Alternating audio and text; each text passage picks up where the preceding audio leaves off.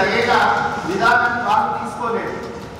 మమ్మల్ని బెదిరించారు కూడా. మేము ప్రశ్న బ్రాహ్మణ సంక్షేమ పరిషత్ మీద మీటింగ్ పెడితే మన సాగరాల సభ పెడుతుంటే అక్కడ మీటింగ్ అన్ని అటెండ్ చేస్తే కూడా అక్కడి నుంచి బెదిరించి మీటింగ్ పెట్టుకుంటారు. అవన్నీ మాకు అవసరం. ఎందుకంటే మనకి ఏం కష్టాలు పడ్డామని తెలిస్తేనే కదా మళ్ళీ మనం ఏదైనా మాట్లాడడానికి ఉంటుంది. వాస్తవాలు తెలియాలి. ఇవాళ పెద్ద పెద్ద వాళ్ళు ఎవరు ముందుకు రాలేదు, ఎవరు ఆ మీటింగ్ పోతే అందరూ వాళ్ళ కాలే మొక్కిరు. ఇవాళ అది ప్రశ్నిస్తే మీకు కోపాలు వస్తాయి. మరి విధానం నేను మాట్లాడే టైం నేనే ఉద్యోగం టైం పాస్ మాట్లాడలేదు. వాస్తవాలు తెలియాలి. మీకు వాస్తవాలు తెలిస్తేనే కదా. ఎవరికి తెలియదు. అందరు ఎవరు బయట వాళ్ళు చేసుకుని సంపాదించుకున్నారు. వాళ్ళ కాదంటే అవే అవకాశాలు పడతాయి. అది గుర్తించాలి. ఇది పబ్లిక్ మీటింగ్. ఇదేదో మనం ఏమి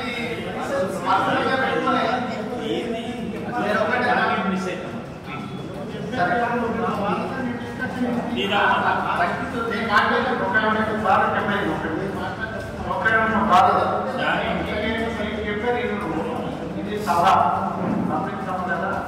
ఈ అభిప్రాయాన్ని వేరే వాళ్ళ మద్దతు తీసుకోవచ్చు. నువ్వు ఏమనుకుంటున్నావో చెప్పాను. కానీ చెప్పి డైరెక్ట్ దయచేసి ఎవరు మాట్లాడకపోతేగా నా ఏదైనా తప్పితే మీకు పైకి వచ్చినప్పుడు లెక్కించండి. ఒకటి మేము తెలంగాణ వేదిక బ్రాహ్మణ సంఘం నుంచి రిప్రజెంట్ చేస్తున్నాము. మా డిమాండ్స్ మాకు ఉన్నాయి. మేము కూడా రిప్రజెంట్ ఇవ్వడానికి ఉన్నాము. ఇక్కడ అదే ఒకటి ధార్మిక పరిషత్ ఏర్పాటు చేయాలండి. గతంలో కూడా లేదు. ధార్మిక పరిషత్ చేయాలి. అలాగే స్వతంత్ర కార్పొరేషన్ ఏర్పాటు చేయాలి.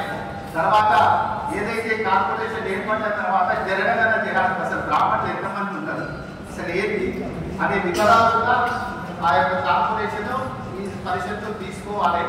ఇంకోటి ఏంటంటే మనం ఏదో చిన్న చిన్న ఇన్సూరెన్స్ కంపెనీ కాదు.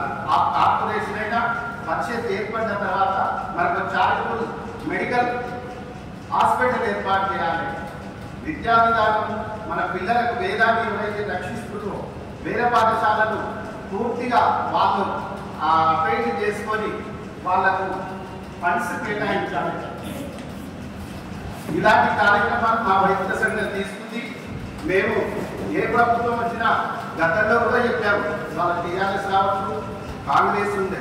మా మా బ్రాహ్మణ జాతికి ఏదైతే అవసరమో అది పోరాడడానికి ఏ సంఘంతోనైనా పనిచేయడానికి తెలంగాణ వైదిక బ్రాహ్మణ సంఘం ఉన్నది. కాబట్టి ఎవరు ఇచ్చినా మేము వస్తాము, ఇలాగే మాట్లాడతాము. మేము ప్రశ్నించే తత్వమే మా యొక్క సంఘం యొక్క ఉద్దేశం. అది ఏ ప్రభుత్వం అనుకుంటుంది. ఎక్కడ బాధిసత్వం కానీ ఈ లాలూచి పడడం కానీ ఉండదు. ఎందుకంటే మొదటి నుంచి మేము ఆ వ్యవస్థలోనే ఉన్నాము. గతంలో కూడా పరిషత్తును చాలా విమర్శించాము.